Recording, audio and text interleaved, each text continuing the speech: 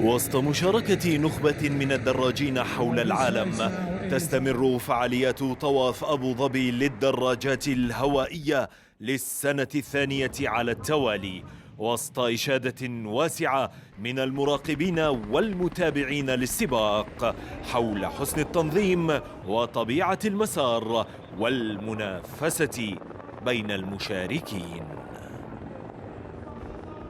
هذا يمثل لنا الكثير كون تواجد يعني معظم متسابقين العالم. لا تنسى أن كان قبل بداية السباق كان في الجالا دينر، كان موجود رئيس الاتحاد الدولي، كرموا جميع المتسابقين في جميع الفئات، على الشباب وعلى الرجال وعلى النساء. فهذا يعطينا دعم كبير نحن في اتحاد الإمارات للدراجات أن نشتغل مع مجلس أبو ظبي الرياضي في هذا السباق.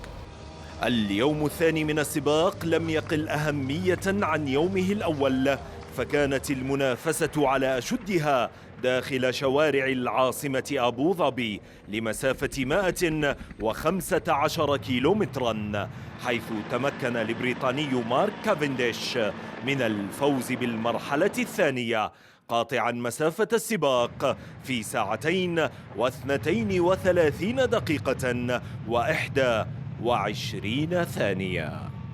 I'm really excited to have won the stage of the Abu Dhabi Tour and to be in the leaders' jersey. I missed the race last year through injury, and as an ambassador, I wanted to come here and do well. And yeah, I missed out yesterday, but to win here on this beautiful stage round Abu Dhabi, see all the sights of Abu Dhabi, it's pretty special. And a lovely finish here on the marina, and I'm happy I could get the win.